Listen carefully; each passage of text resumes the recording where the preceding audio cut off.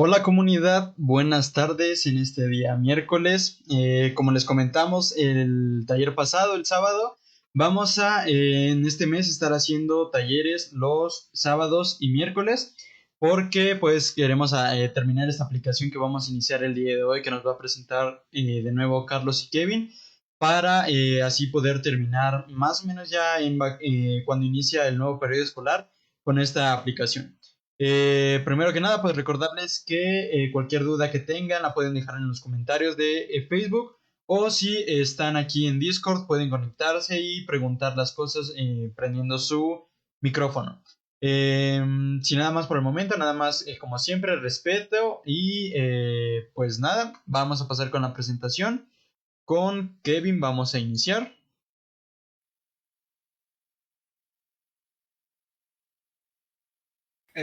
Hola, ¿qué tal?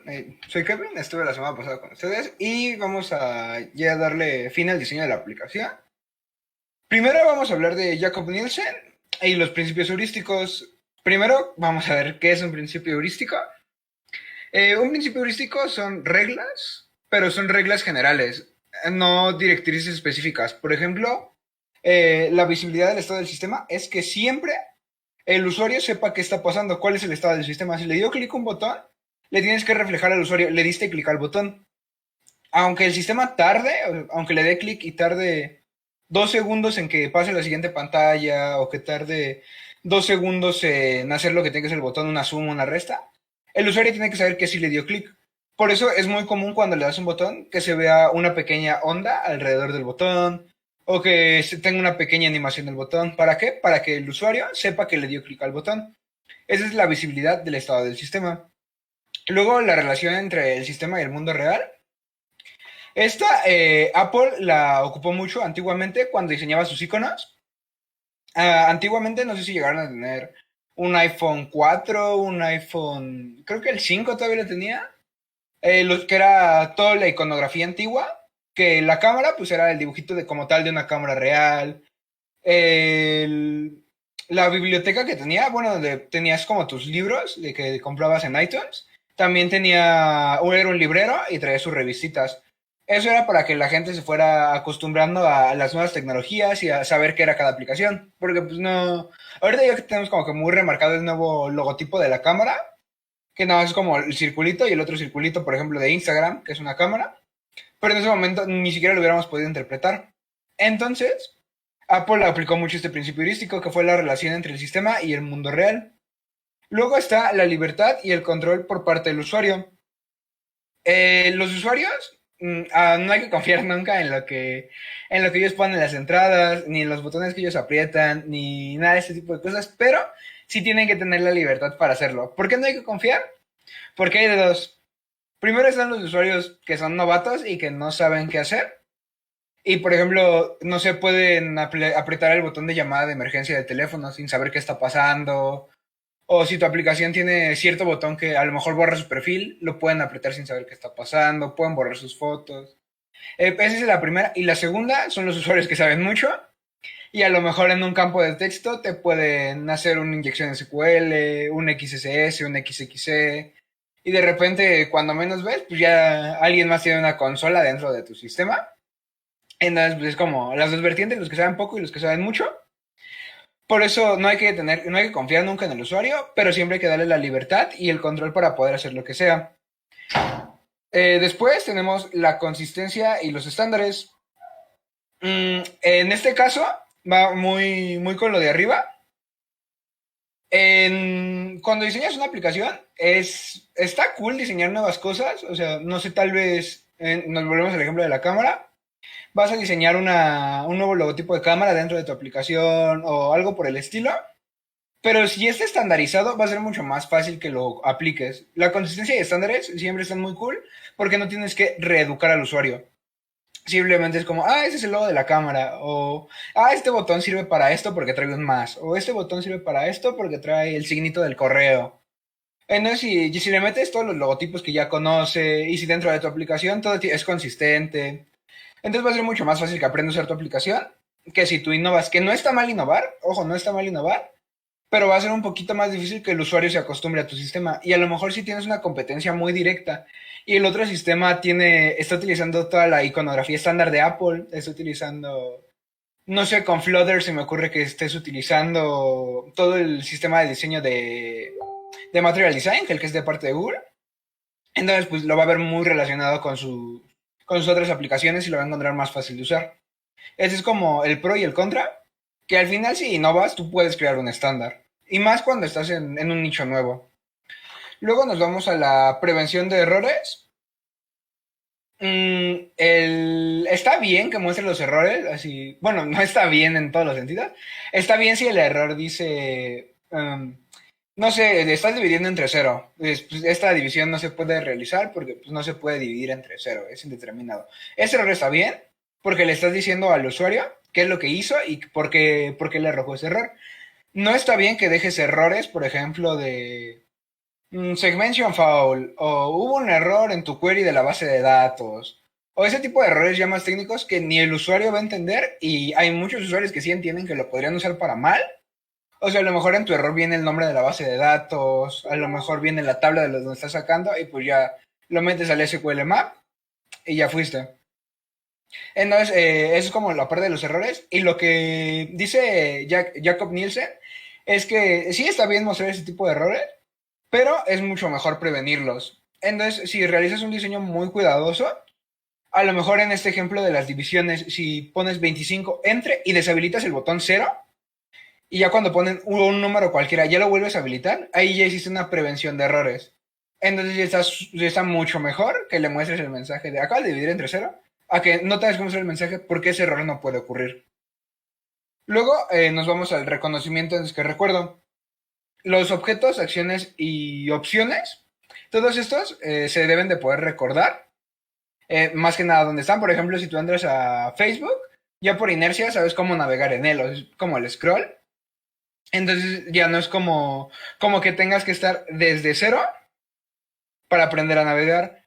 Pero el reconocimiento es, en lugar de estarlo recordando cada vez, es que lo reconozcas. Es como, ok, este botón sirve para esto en tal aplicación, entonces en esta sirve también en tal aplicación, y estás reconociendo estos patrones y al final lo estás enlazando. Pues recordemos que al final nosotros tenemos un cerebro que se basa mucho en los patrones. Eso se ve claramente representado. No sé si hayan visto las nubes y de repente le ven formas, le buscan patrones. O, bueno, en los azulejos, tal vez cuando van en la calle, en los azulejos de alguna casa o en el piso que ven algunas grietas y ven, no sé, caras o algún tipo de patrones, nuestro cerebro está acostumbrado a eso. Incluso, no sé, en lugares donde de verdad nada que ver, como por ejemplo el grifo del lavabo, que a veces se ven como caras o cosas por el estilo, dependiendo del diseño. Entonces, pues estamos acostumbrados a reconocer patrones y eso es lo que tenemos que enfatizar en este punto, es el reconocimiento antes que el recuerdo. Luego nos vamos a la flexibilidad y eficiencia de uso. Nuestro sistema, aparte de ser eficiente, tiene que ser eficiente para los dos tipos de usuarios, los usuarios novatos y los usuarios expertos.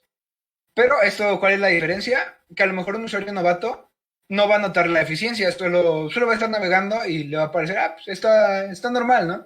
Pero un usuario experto tal vez ya le importa un poco más la eficiencia. Tal vez ya realiza, no sé, en una aplicación realiza una query muy avanzada o realiza algo que de verdad pues sí, o sea, le cuesta un poquito más al servidor donde estamos llevando a cabo nuestro procesamiento. Entonces, pues ese tipo de eficiencia también tiene que aplicarse al usuario avanzado. No tenemos que decir, pues no sé, nuestra query de una suma nos tardó 0.1 milisegundos. Entonces está bien, pero está optimizado. Pero no sé, de repente llega un usuario muy avanzado que nos hace una suma de miles de millones de números y pues ya nuestra query ya tardó un segundo. Entonces también tenemos que ver ese tipo de eficiencia y la flexibilidad. ¿Por qué la flexibilidad? Porque a lo mejor una suma de miles de millones de números ya no la procesas de la misma forma que una suma de un 1 más 1. A lo mejor, no sé, una división entre dos, haces un bitwise o no sé, una suma muy grande lo separas en strings y ese tipo de cosas para que tanto los usuarios novatos como los usuarios expertos sientan que tu sistema es eficiente y es flexible, porque no utiliza siempre lo mismo para llevar a cabo las mismas operaciones, utiliza las más eficientes. Luego tenemos la estética y diseño minimalista. Esto es más que obvio lo que está diciendo. El diseño minimalista es que no retaques de cosas la aplicación. Y no tanto el retacar de cosas, sino que no pongas cosas innecesarias en la aplicación. O sea, porque si necesitas a fuerzas 3 botones, pues está bien, lo necesitas a fuerzas, tienes que poner los 3 botones. Pero si necesitas poner una calificación, pues no vas a poner 2 dígitos solo para poner 0, 9, 0, 8. Pues no es un 8, un 7. Entonces, pues es así como súper innecesario que a fuerzas tengas que poner el 0 al principio. Solo pones un dígito. O información que es muy innecesaria. Por ejemplo, cuando te piden el CURP y luego abajo el nombre y luego dónde naciste. Es mucho más fácil pedir solo el CURP y luego le dices, mira, esos son los datos de tu CURP. Si corresponden, aparte de que es más minimalista, no se abruma tanto el usuario de que me está pidiendo muchísimos datos. No, pues simplemente, mi CURP, lo pongo y luego checo mis datos, que es mucho más fácil para un usuario leer los datos y verificar que son correctos que tener que meterlos todos a mano. E incluso puede haber menos errores solo verificándolos que metiendo todos los datos. Después nos vamos a ayudar a los usuarios a reconocer. ¿Esto para qué es? Es cuando te salta un error, aparte de que el mensaje de error tiene que ser claro y obviamente preciso, pero regresemos al ejemplo de la división. Si estás dividiendo entre 0, pues tiene que decir claramente, este error pasó porque dividiste entre 0. Y ya, en este error es muy fácil saber cómo solucionarlo. O sea, porque simplemente no dividas entre 0. Pero a lo mejor un error más avanzado de los que sí se le den al usuario en algún sistema de, no, pues es que me estás metiendo un apellido de los del grupo A en el grupo B. ¿Estás seguro de lo que estás haciendo? O algún error de, no, es que este alumno no puede inscribirse aquí por esto y por esto. Entonces lo puedes solucionar de esta forma. ¿Eso para qué? Para que el usuario no solo diga por qué me está dando error, sino que diga, me está dando error por esto, y aparte me dice cómo solucionarlo. Esa es esa parte. Y después viene la parte de la ayuda y documentación. A pesar de que tu sistema sea muy bueno y no necesites alguna documentación, a pesar de que tu sistema hayas hecho tus estudios de campo, tus pruebas de usabilidad y todas pasaron perfecto, todos crearon sus perfiles, todos pudieron, no sé, abrir los juegos, todos pudieran hacer de todo, a fuerzas tienes que hacer documentación. Porque si alguien tiene alguna duda, si a alguien no le quedó claro cómo se hace algo o algo por el estilo, tiene la documentación disponible. Y si no tiene la documentación, no va a poder preguntar en ningún lado. Por ejemplo, una aplicación, si no encuentras un botón, no hay como, a menos que tengas a una persona que ya la haya descargado y la sepa usar, no vas a tener a quién preguntarle. Entonces, por eso es necesaria la documentación. Por ejemplo, los proyectos de Google, Google Colab, es muy fácil de usar. Simplemente es agregar una nueva celda de código, programas y lo ejecutas con el botón de play. Es muy fácil de usar. Y a pesar de eso, tiene su documentación. A pesar de eso, al principio te dice, ¿sabes usar esto o quieres que te enseñemos? Es necesaria la documentación, a pesar de que esté bien diseñado y que se pueda llevar a cabo la usabilidad sin que sea necesaria leer la documentación. Luego aquí está el mockup, es el que vamos a diseñar ahorita.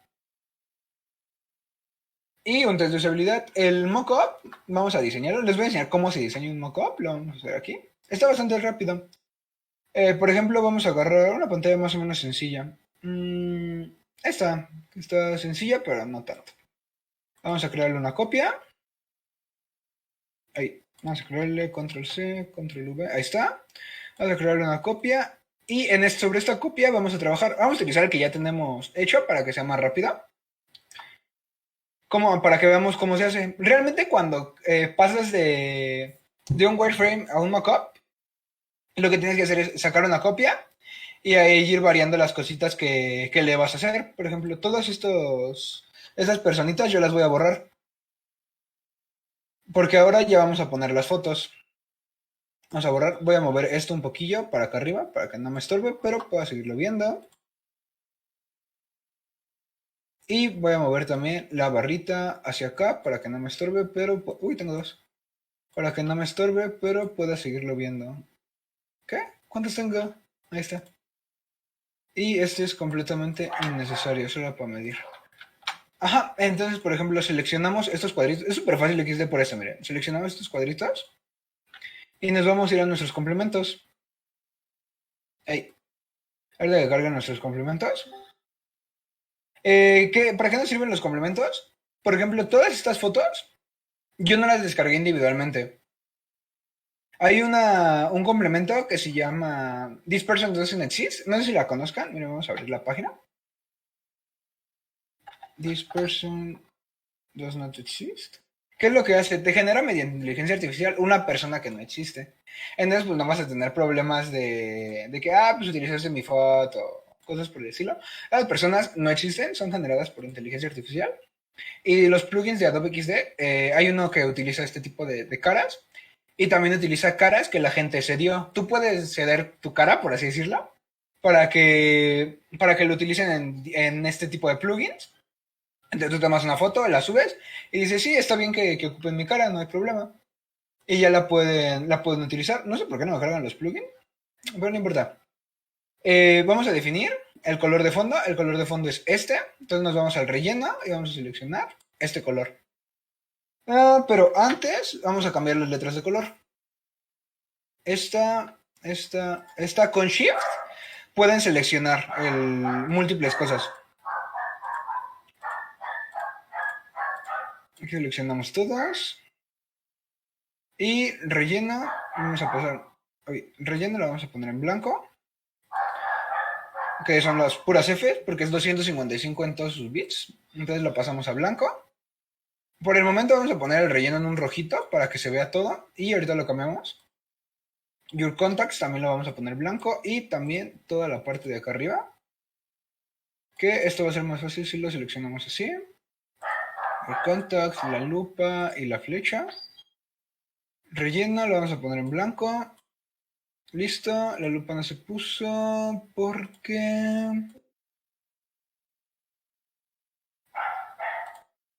Ahí está. ¿Tiene borde? No, no tiene borde. Y ahora la lupa no se puso porque estamos seleccionando el cuadro de afuera. La lupa tiene un cuadro afuera que es para medir. Entonces ahora sí seleccionamos la lupa y la ponemos en blanco.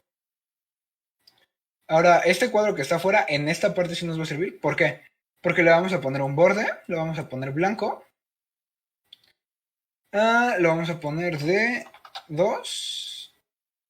Y le estoy poniendo... ¿Por qué no se está poniendo? Bueno, no importa. Insertamos un cuadrado. Con Shift hacen cuadrados perfectos. Si quieren hacer un cuadrado perfecto, simplemente mantienen apretado Shift. Vamos a redondear un poquillo sus orillas. Hacer un poco de zoom. Con control y la bolita del mouse pueden hacer el zoom. Redondeamos esquinas. Igual lo podemos hacer en esta forma. Esto lo tengo en 8. Entonces vamos a ponerlo igual para que quede más o menos igual. Lo ponemos en 8. Relleno no lo quiero con relleno y el borde lo quiero blanco. Aquí va a estar bien y vamos a quitar este de aquí y vamos a mover la flecha. No sé por qué hay tantas flechas, creo que dupliqué todas las capas. Como vemos, el mismo XD te da guías. Aquí, por ejemplo, me está diciendo, lo estás centrando en horizontal y en vertical. Esas guías, la verdad, son muy útiles. Minimizamos esto y ese tiene que ser un poco más chiquito. Igual mantenemos Shift para tener un cuadrado perfecto y lo centramos. Este también lo vamos a cambiar de color. Vamos a tener un relleno de este color. Y creo que sería básicamente todo. Vamos a borrar este. Porque ya lo tenemos aquí. Y vamos a mover este que quede centrado. Ahí está. Y simplemente vamos a poner este en relleno color negro. Que es este. Que lo vemos, lo tengo en un negro puro, que es 0000. Y este de aquí es muy importante. Este degradado lo tenía en blanco, pero ahora lo vamos a pasar a negro. Entonces, seleccionamos aquí, lo pasamos a negro. Y de este lado también lo vamos a pasar a negro. Ese negro va a ser más clarito y este negro va a ser más oscuro. ¿Y por qué no se ve? Negro clarito, negro oscuro. Y aquí... negro clarito. Desconozco la verdad por qué no se ve.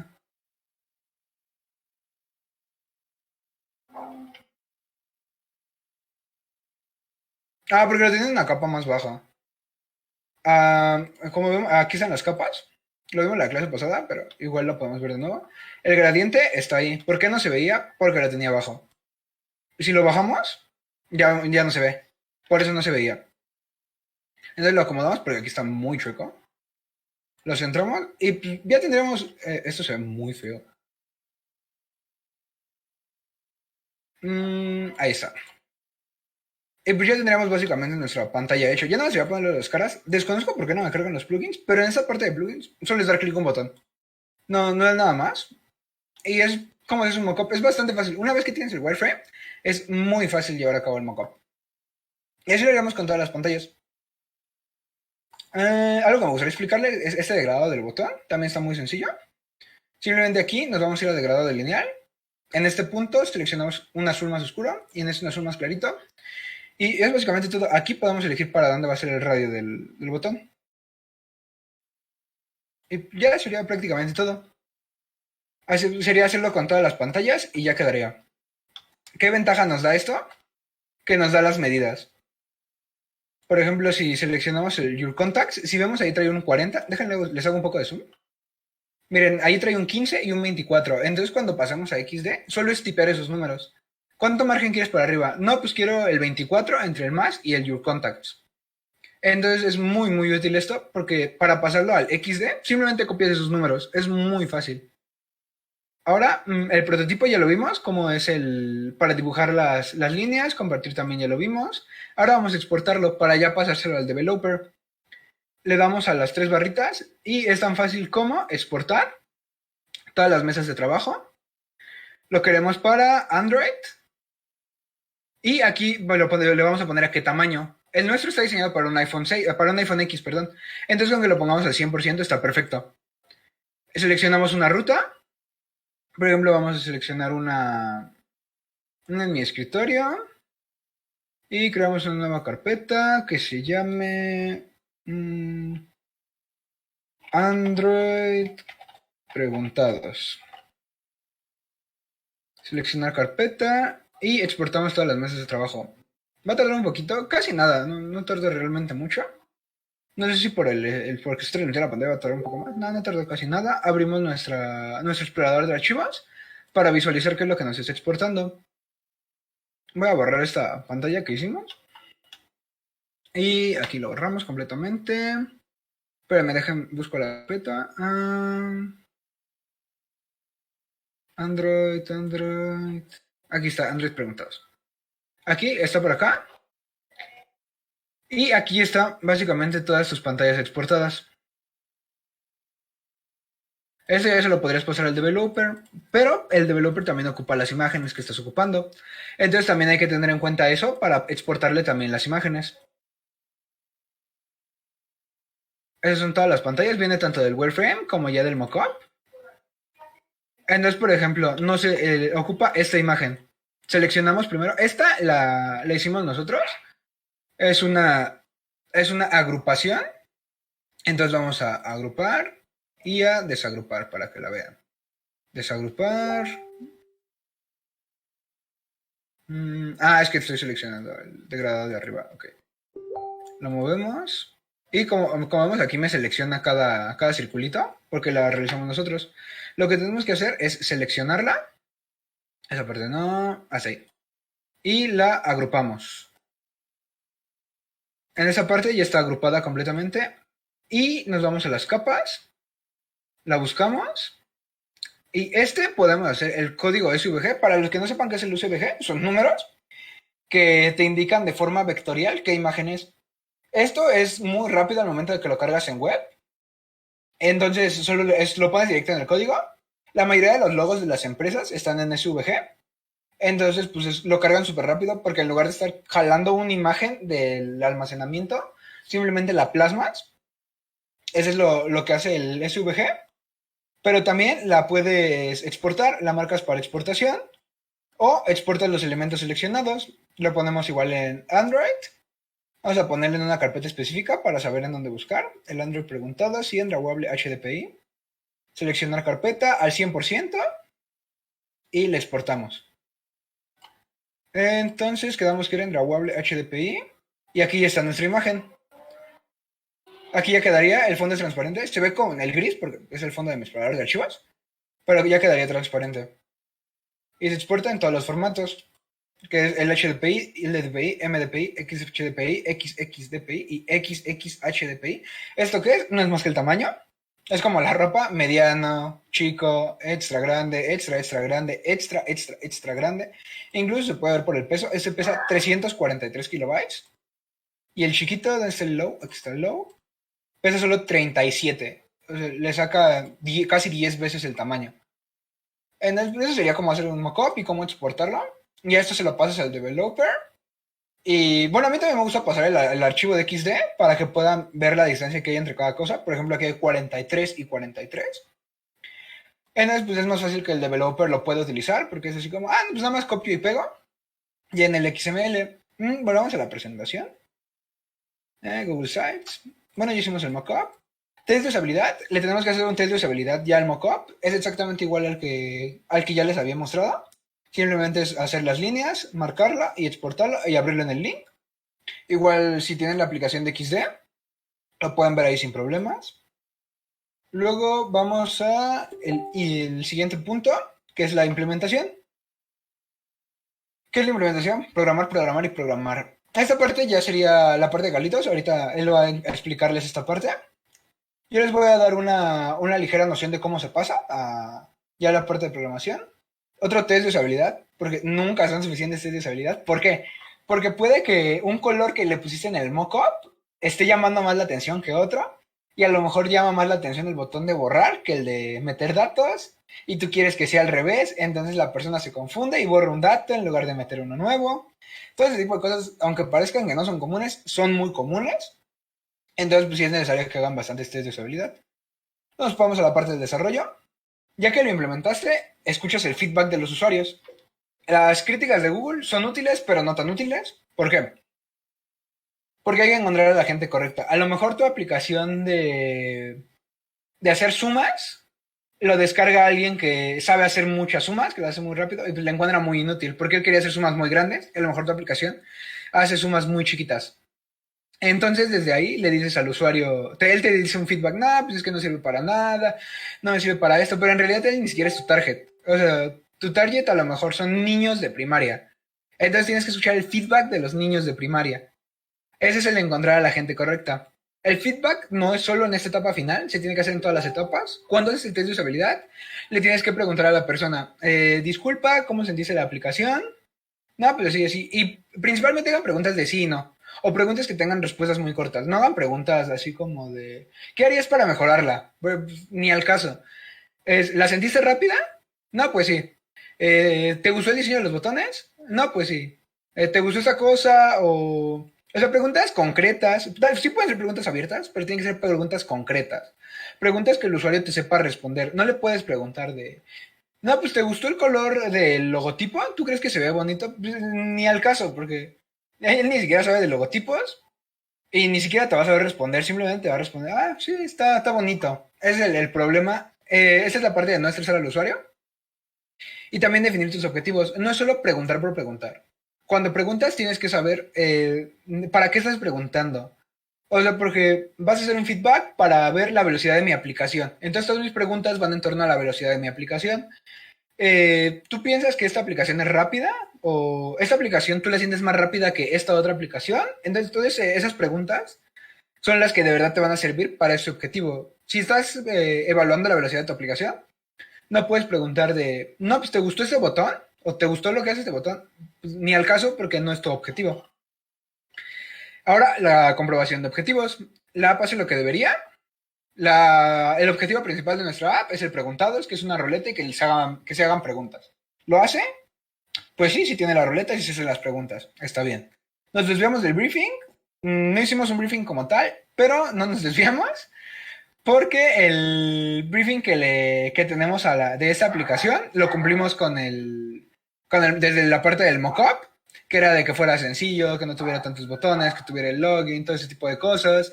Nos fuimos por colores más oscuros porque todas las aplicaciones poseen colores un poquito más claros, un poquito más rojizos, azules. Por eso nos fuimos por ese lado. Es usable la app. Esa es ya parte de la parte de programación y es sencillo su uso. Es parte del feedback después de la programación.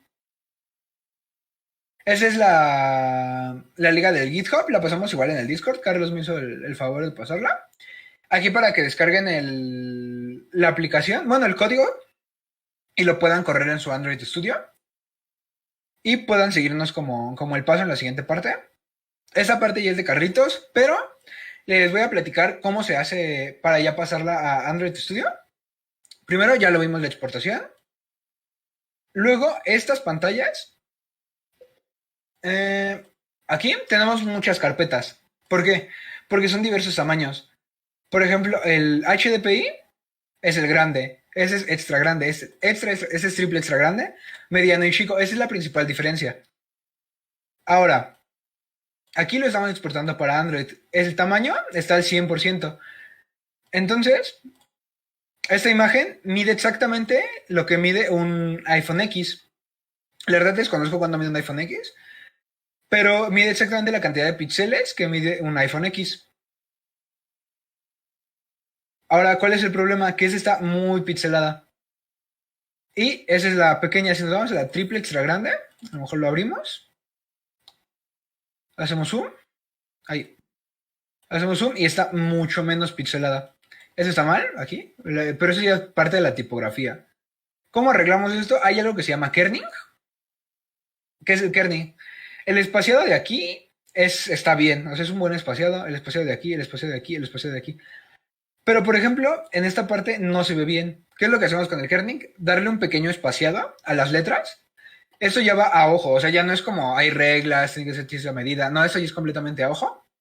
Entonces, aquí le damos un pequeño espaciado para que se vea bien. Ese es el kerning. Igual lo quería tocar bastante rápido.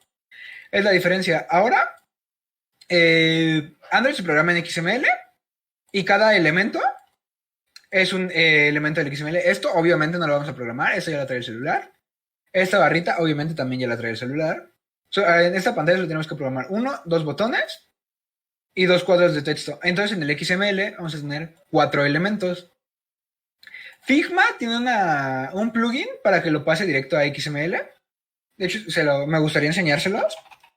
Figma, ¿qué es? Es otra herramienta para diseñar en mockups. Entonces, aquí está. Aquí, como vemos en esta animación, las herramientas que te provee Figma es que ya te da la distancia. Por ejemplo, aquí te da el CSS, aquí para iOS y ahí abajo te lo da para Android. Entonces ya te da las medidas. No es diferente a Adobe XD porque Adobe XD también te da las medidas. Solo que aquí te las pone en un formato más bonito, por así decirlo. Por ejemplo, el CSS ya te da la parte del código. En lugar de darte las medidas, ya te da la parte del código. Esto es muy útil porque lo puedes pasar también a XML. No sé si venga algún GIF. Me parece que no. Pero entonces es súper útil. ¿Por qué? Porque ya te da el código. Ya te da dónde quedaría. Entonces pues se lo pasa el programador y pues le solucionas la vida. Porque pues su chamba ya se hace mucho más sencilla. Es una de las ventajas de desarrollar en Figma. Figma también tiene una versión gratuita, también Adobe XD. Entonces, pues si le quieren echar un ojo, también está chido. La ventaja de Figma es que es una plataforma web. Buscamos Figma. Figma se desarrolla completamente en el navegador y, por ejemplo, aquí nos muestra las flechas. ¿Por qué? Porque puede haber colaboradores. O sea, no puedes estar tú solo diseñando, sino que puede estar 4 personas diseñando al mismo tiempo. Y aquí pues, hay como comentarios. Está muy cool. Figma está muy, muy cool. No hay un estándar en la industria como tal. Está Figma y XD. Y la verdad es que en la industria no hay como un estándar de que no, pues tienes que usar este o no, pues tienes que usar este. La verdad es que los dos tienen sus pros y sus contras. Adobe pues, es de Adobe, ¿no? Pues tiene un montón de pros. Tienes la nube de Adobe, puedes utilizar las imágenes de Adobe. A lo mejor, aparte de la versión gratis, viene en varios paquetes con el Photoshop, con el Illustrator. Si pagas tu membresía mensual, me parece que también te dan la versión premium de Adobe XD. Tiene un montón de ventajas, pero también Figma tiene muchas ventajas. Figma también posee una versión premium. Le puedes meter más colaboradores a tus proyectos. Es lo principal que te da. Y pues también es bastante fácil de usar. Si sabes usar XD, la verdad es que sabes usar Figma. Es exactamente lo mismo. Bueno, cerramos esto. Y eso te genera el XML. XD no te lo genera, pero también es bastante fácil. ¿Por qué? Porque solo es poner, no, pues quiero un cuadro de texto. Ok. Y le voy a poner esto. ¿En qué posición lo vas a poner? A ver, ejemplos con cuadro de texto. Por ejemplo, este, de Tiffany Robert. ¿En qué posición lo vas a poner? No, pues como vemos ahí, un 4, le voy a poner 4 abajo del arroba de Halper. Entonces, pues es la ventaja, ¿no? Pues lo voy a poner 4 y 33 a la derecha. Entonces también ya te da la distancia, ¿no? Es como luego, no sé si les haya pasado que hacen interfaces sin haber hecho un mockup. Entonces pues, le están calando así como, no, pues el 5 se ve muy lejos, el 3 se ve muy cerca, no, pues el 4, 4.5, 4.6. Entonces pues le estás como ahí a ojo. Y cuando ves y te acercas, pues en realidad se ve todo chueco. O sea, de lejos se ve parejo, pero ya que lo estás viendo de cerca, en realidad se ve todo chueco. Tienes unos más para acá, otros más para acá. Entonces, pues se ve feo. Y esa es la ventaja que te da XD, que ya te da la distancia. Y pues creo que ya pasaríamos con Carlos para que nos explique. Y sí, creo que ya sería la parte de Carlitos. Los dejo con él. Hola a todos, gracias Kevin.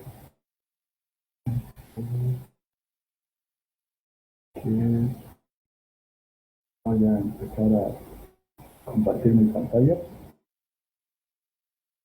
para continuar.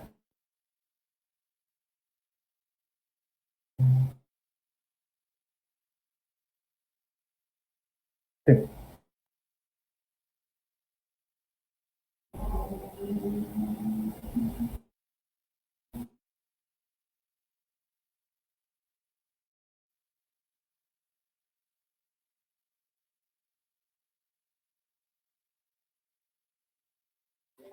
Ahí en el Discord yo ya la veo.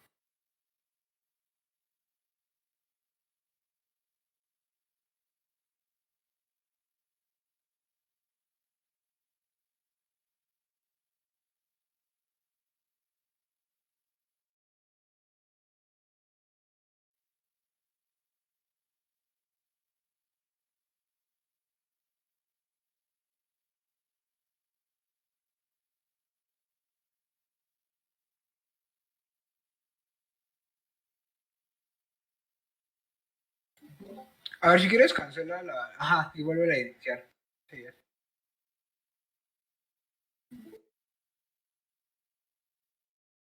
Ahí está, yo ya la veo.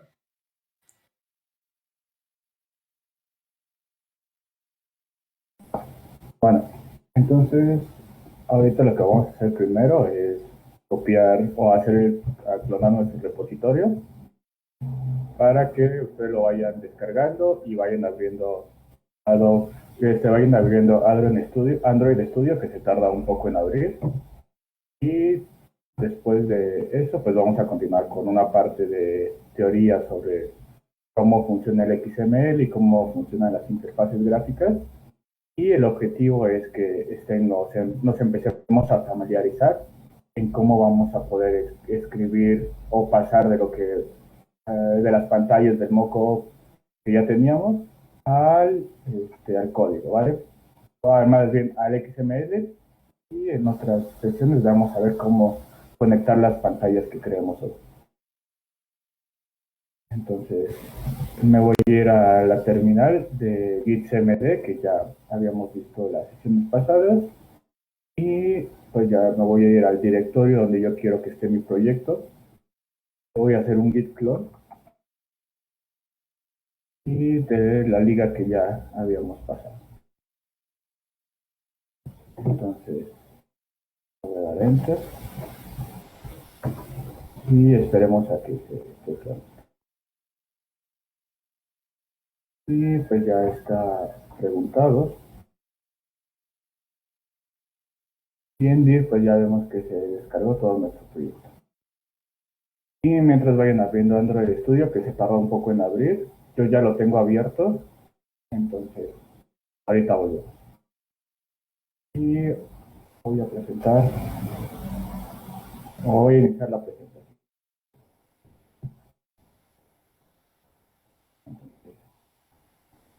Lo primero que vamos a revisar es la estructura que va a tener nuestro proyecto de Android Studio. Y la misma estructura para trabajar tanto Kotlin como Java. Esto está definido por módulos y por archivos. Los módulos pueden ser aplicaciones, funciones o bibliotecas que nosotros creemos. y van a tener estos directorios. Un build donde van a guardar todos los documentos, o más bien ya va a ser la construcción de nuestro proyecto, el source, todas las cosas que nosotros necesitemos, ahí lo vamos a guardar. Y Void Cradle va a servir también para guardar artefactos que necesita Kotlin o Java para poder compilar el proyecto. Y los archivos manifest nos va a servir para dar información sobre nuestra aplicación, como que el nombre de la aplicación, el título y todo eso. Sí se está viendo la presentación, ¿verdad? Bueno, entonces, gracias. Entonces voy a también vamos a revisar las estructuras del módulo. En nuestro caso va a ser un módulo de aplicación, va a tener estos directorios, build, lib, src, y también build grade. Podemos hacer en src pruebas para nuestra aplicación, pruebas unitarias, y en main va a tener todo el código de nuestra aplicación. Android Manifest también va a haber un archivo que nos permita darle información sobre este módulo al compilador de Android. Y en Java va a venir todo el código todo el código y todas las actividades que nosotros necesitemos para construir nuestra aplicación. Y en REST es la que vamos a ver ahorita y va a tener los recursos de aplicación como archivos de diseño, strings, también va a tener imágenes, todo lo que nos había pasado Kevin, que ya vimos en el proceso anterior, lo vamos a guardar en Resource. Android va a funcionar por vistas y va a tener una estructura jerárquica. Hay algo que se llama View Group. Esto nos sirve para darle una estructura a nuestra aplicación. Y los objetos View son objetos con los que nosotros podemos interactuar. Un objeto View es, por ejemplo, un botón, una imagen, un cuadro de texto, y una galería, un scroll, todo ese tipo de objetos con el cual nosotros interactuamos. Y el View Group lo que va a hacer es darle la estructura o la organización en la que van a aparecer estos views. Entonces, nos va a decir, por ejemplo, quiero que cuál view aparezca primero, que uno va a aparecer arriba, abajo, a la derecha, a la izquierda, y van a estar alineados hacia el centro, hacia algún lado, y nos va a dar como ese tipo de estructuras. Entonces, nosotros primero vamos a ver los objetos view, también suelen denominarse como widgets o gadgets, y pueden ser de varias clases. Les había comentado que pues, las más comunes son imágenes, botones, cuadros de texto y cuadros para insertar texto. Y en cuanto a los view groups o diseños, también hay muchos tipos y vamos a revisar dos: el linear layout y el constraint layout.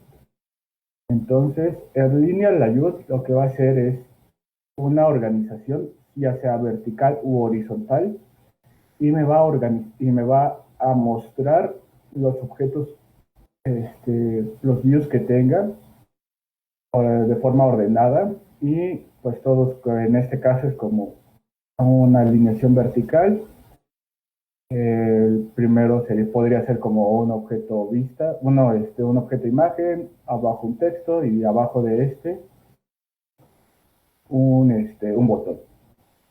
Y en el caso de Constraint Layout, lo que nos va a permitir es organizar objetos referenciados o poner objetos referenciados a un segundo.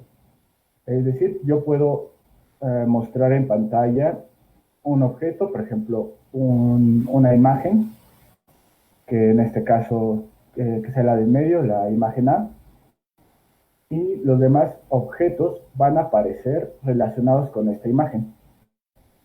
Es decir, yo puedo decir que el objeto B, que sea un botón, aparezca a la derecha de la imagen y abajo de la imagen aparezca una descripción. Entonces, todos los objetos van a estar o relacionados, o su posición va a estar relacionada, ya sea con los márgenes o con otros objetos, o con otras vistas. Entonces, esos son como dos de los elementos más comunes que vamos a ver cuando empezamos a aprender vistas. Hay más objetos, pero pues son los que revisaremos.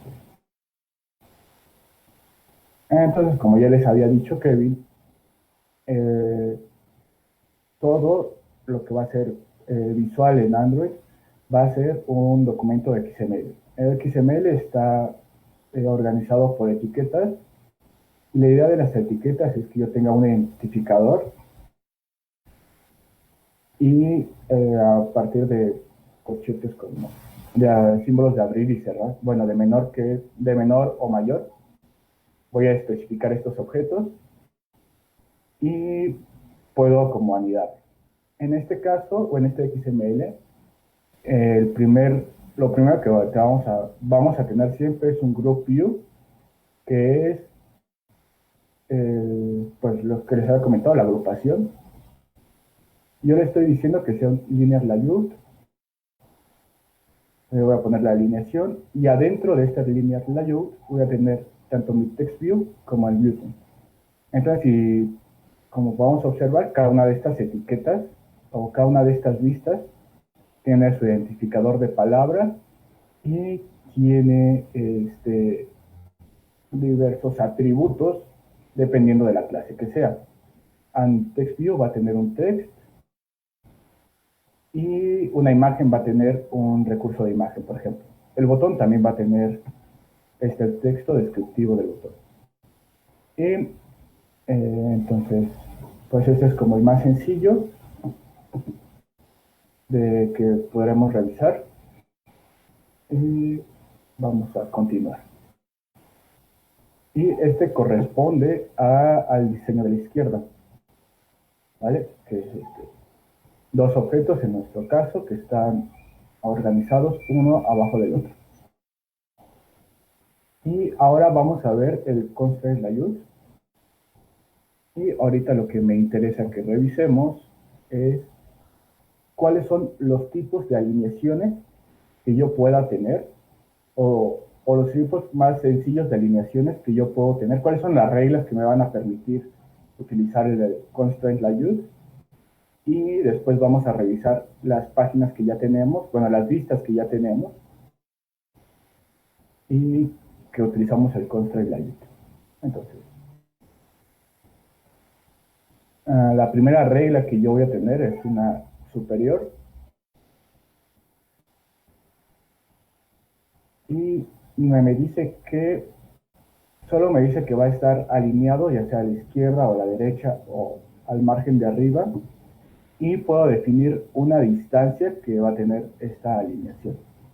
Entonces solo me está diciendo que el elemento se coloque en la parte superior.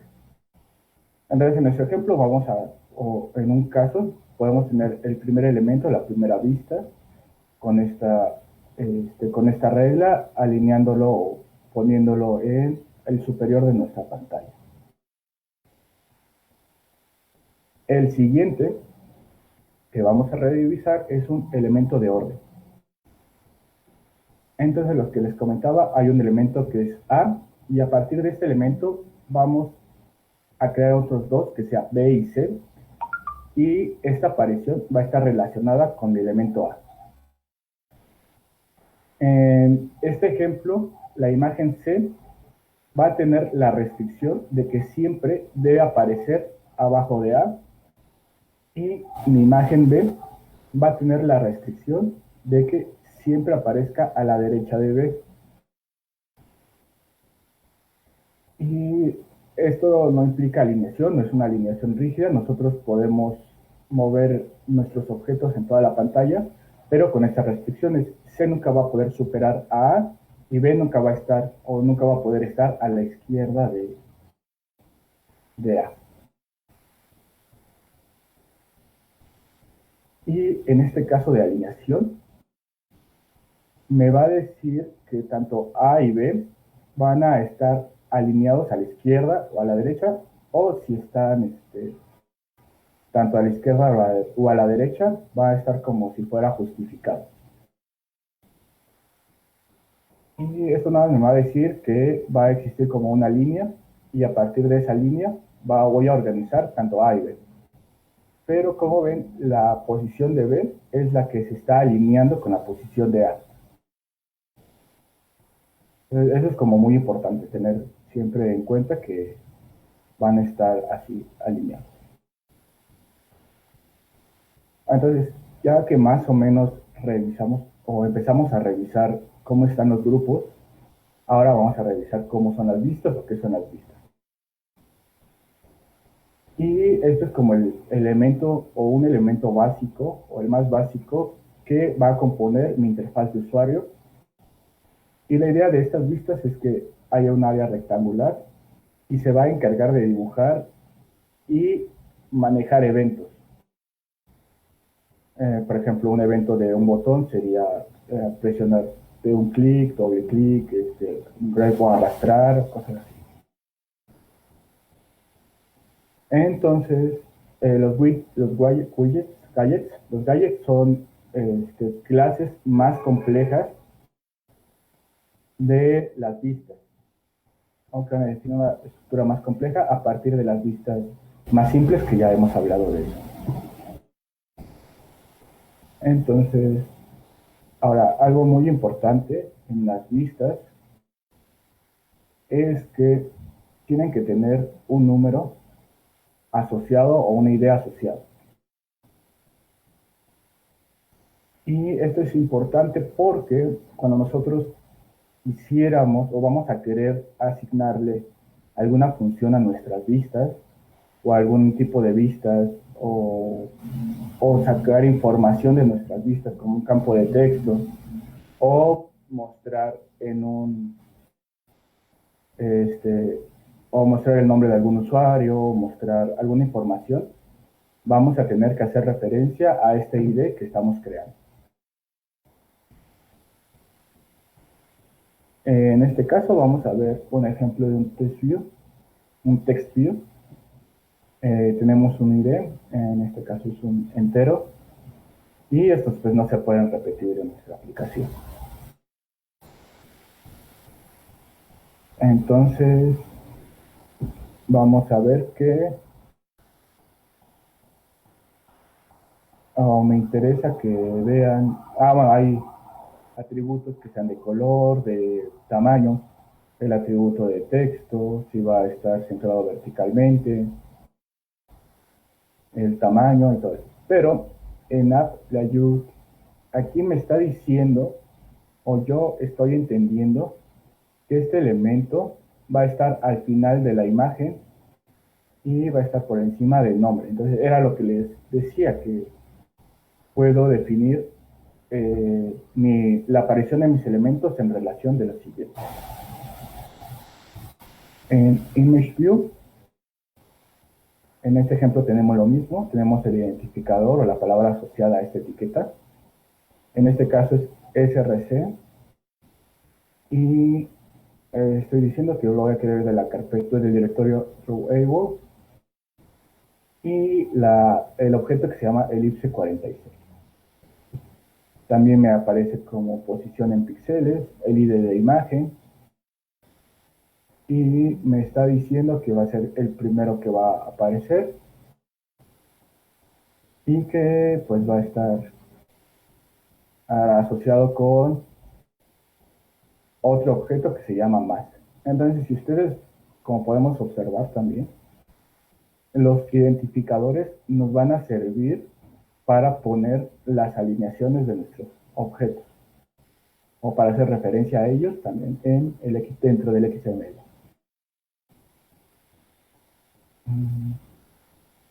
En el caso o en el ejemplo que yo tenía del edit text. También hay o de las opciones nuevas que podemos ver es que el texto va a tener o puede tener un fondo de color. Y también podemos observar que podemos poner distancias hacia otros elementos de nuestro grupo, ¿vale? O hacia otras vistas. Entonces, pues ahí es como otro ejemplo. Y pues el color del texto.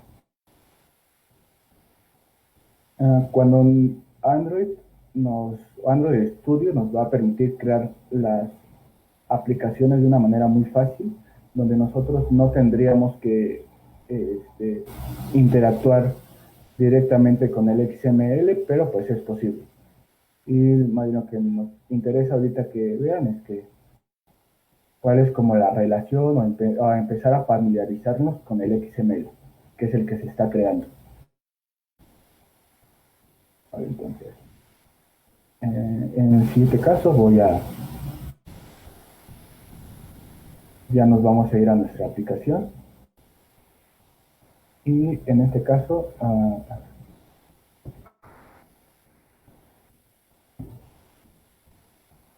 ustedes, ya que abrieron Android, le pueden poner Open y se irían a la carpeta donde ustedes tienen o ustedes hicieron el clon del archivo. Y como pueden ver, a mí me aparece un icono de Android, que significa que es un proyecto ya creado. Entonces, pues ya le ponen seleccionar, le ponen OK y siguen los pasos. En este caso, yo no los voy a seguir porque pues ya tengo abierto Android Studio y para no abrir dos proyectos iguales o que Android Studio se detenga o sufra.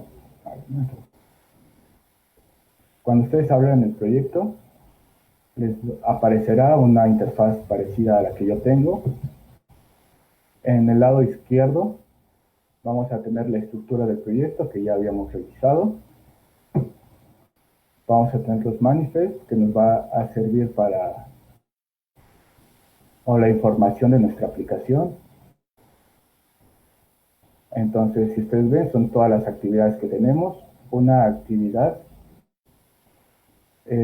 ahorita vamos a ver las actividades como todas las pantallas que vamos a crear. Vamos a crear la pantalla de ruleta, de perfil, contactos, menú, el login, el registro y la actividad principal o la primera que se utiliza. Ahí se pueden crear más actividades, pero ahorita es como son las únicas que tenemos. Y también que las actividades son el código que está relacionado con lo que nosotros vamos a hacer a XML.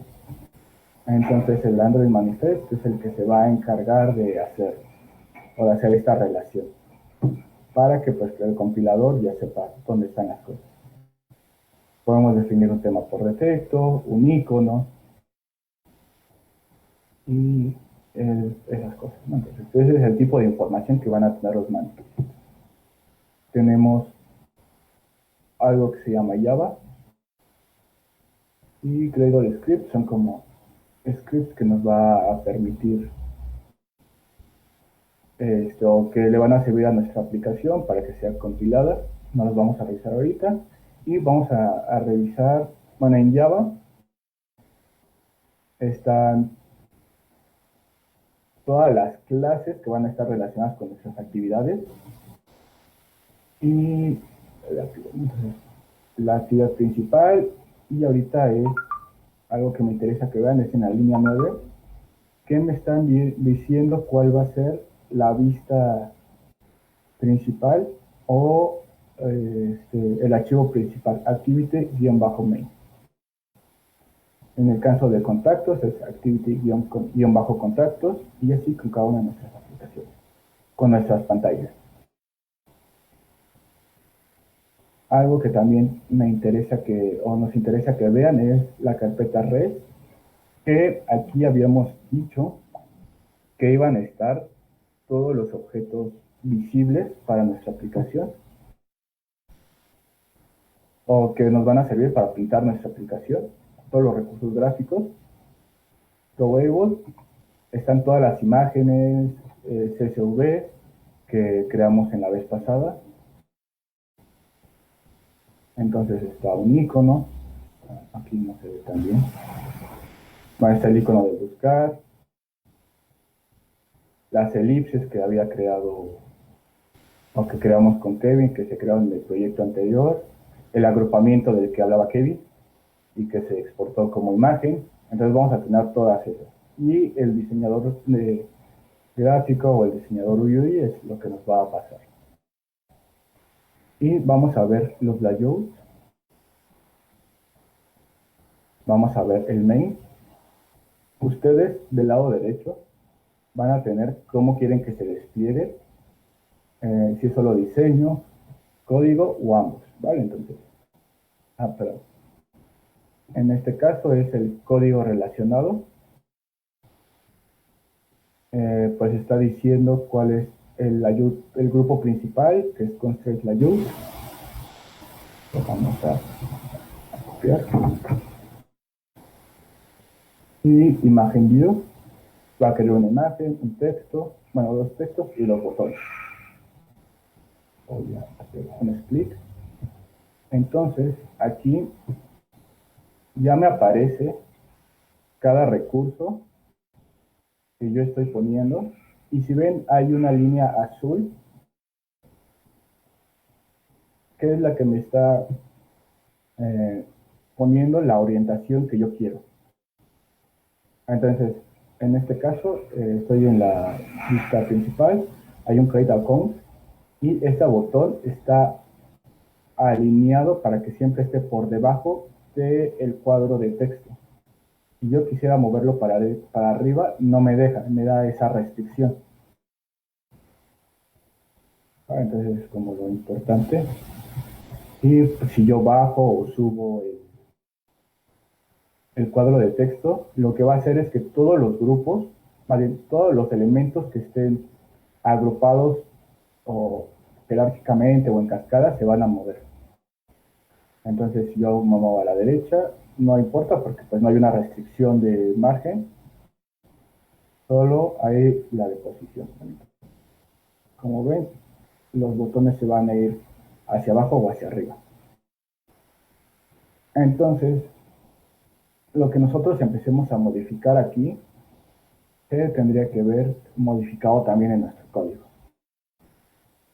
Entonces, ese es como el editor que tiene este Android. Y ya ustedes pueden ver las páginas que se han creado y cuáles son los elementos que tienen el mockup.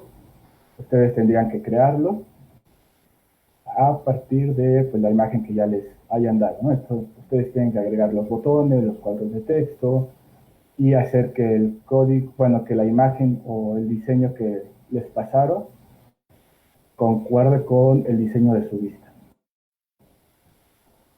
También podemos esconder los colores, si hay a ver, voy a poner el código.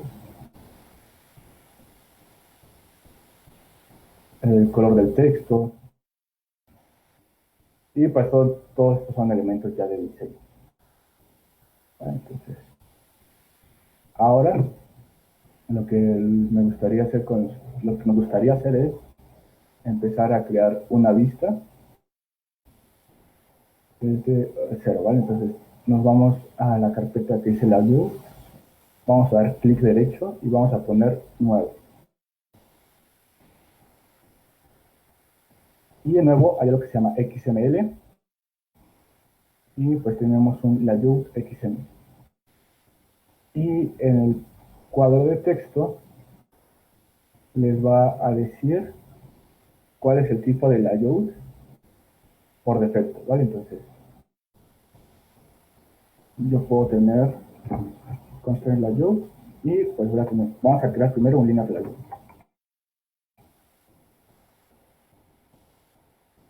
finish. Y aquí me está diciendo que pues está reconociendo Kotlin, reconoce un proyecto del tipo Git, y si quiero hacer un git add este archivo al repositorio local. Supongo que sí, y se crea. Entonces ya tengo algo que se llama, en mi caso, ejemplo de vista 3. Entonces, si yo selecciono la vista con clic izquierdo, me va a aparecer un cuadro de donde yo puedo ver o relacionar las características o modificar las características de este grupo. Entonces, ahorita lo que nos interesa es...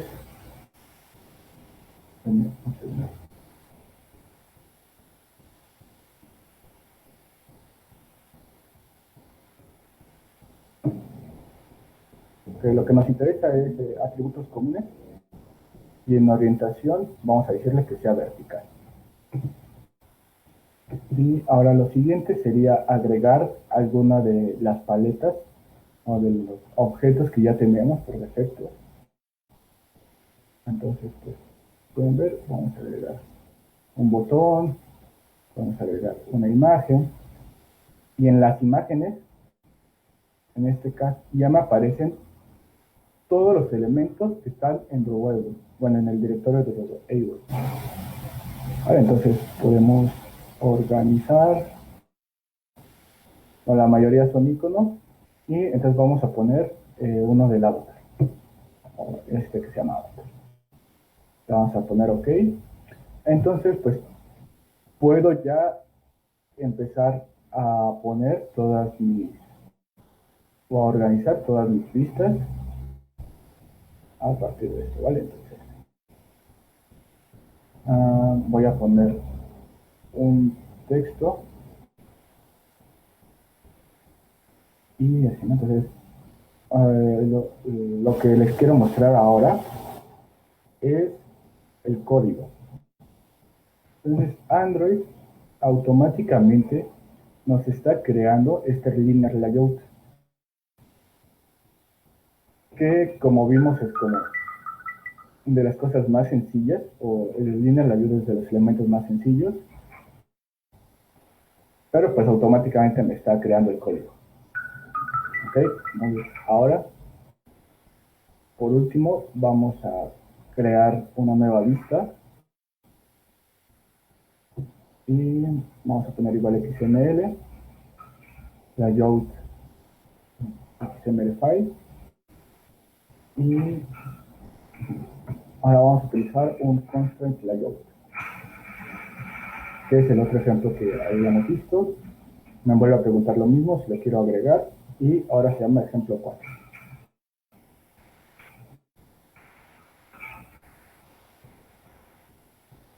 Entonces, ahora vamos a agregar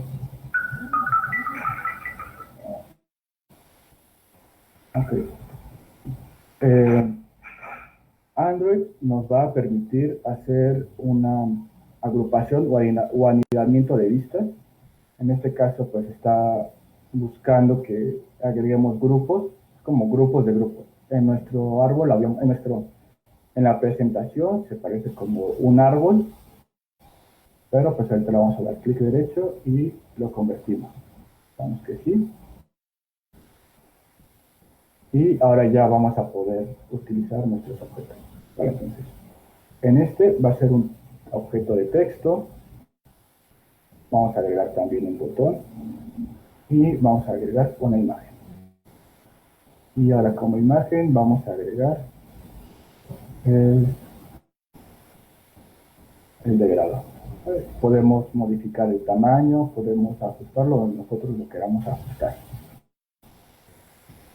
Y ahora habíamos visto un ejemplo en donde yo tengo un botón inicial, que es una vista inicial, que es el botón, y tengo otras dos vistas, y estas las voy a organizar o las voy a dibujar en relación con la primera. Y esto es muy sencillo, solo tenemos que dar clic en cualquier objeto de la vista aparece un cuadro blanco y lo empezamos o lo alineamos. Vale, entonces este que fue el primero que dimos, que es el de vista de gradado, lo estoy poniendo abajo del botón. Entonces, si yo me quiero mover hacia arriba no puedo, pero hacia los lados sí puedo mover. Y en este caso, la restricción de Text View la voy a poner para que sea a la derecha. Lo puedo mover igual, arriba, abajo, pero pues no puedo tener la restricción de abajo de hacia la izquierda. Entonces, por ejemplo, puedo también anclarlo a que esté alineado o a que no pueda pasar abajo del botón. ¿Vale? Antes igual si yo lo intento mover hacia arriba no hay problema, pero hacia abajo que puse la restricción ya no puedo mover. Y el otro, como no tiene restricciones, lo puedo mover sin problema. Y si muevo el botón, automáticamente se están moviendo todos los objetos que están relacionados con él. En la pantalla verde podemos ver como una vista previa, como que habíamos visto también con la parte de diseño. Y si vemos el código que se está generando, automáticamente Android ya me está diciendo que es el texto, la imagen y el botón. Y me está diciendo, por ejemplo, el botón, que fue el primero que organicé y que puse, no tiene una posición absoluta, es decir, como coordenadas XY, y tanto el texto como la vista van a tener restricciones perdón, el objeto texto como el objeto imagen van a tener la restricción relacionada con botón. En este caso, la vista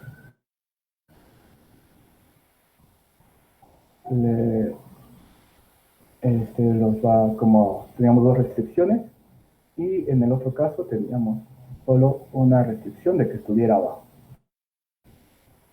Entonces, nosotros o como diseñadores va a ser un poco más transparente todo este tipo de vistas o posibles variables que estén a partir de las herramientas que ya nos da Android Studio.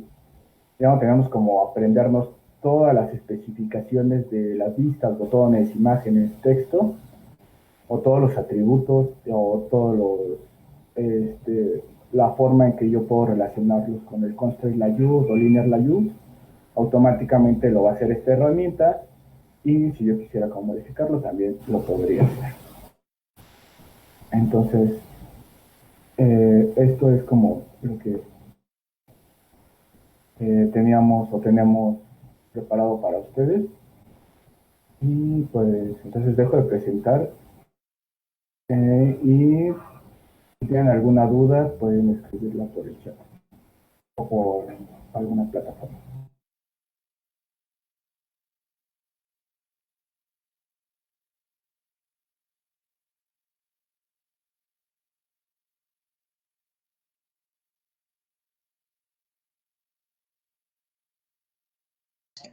Pues perfecto, vamos a ver si tienen dudas por ahí.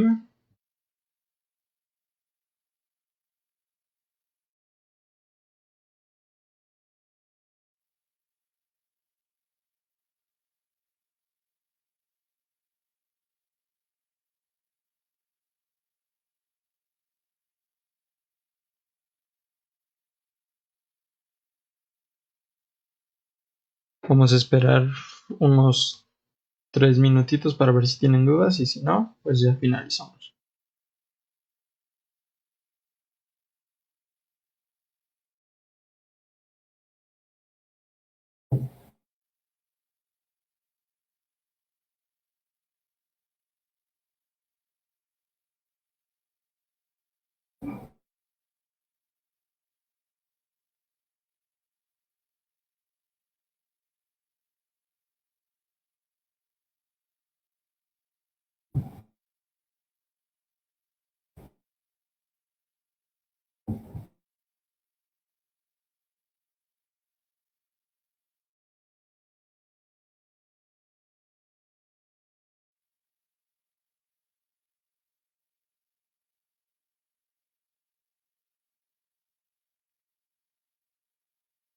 Pues creo que ya no tenemos dudas. No sé, Kevin, si quieres decir algo más o Carlos para ya despedir.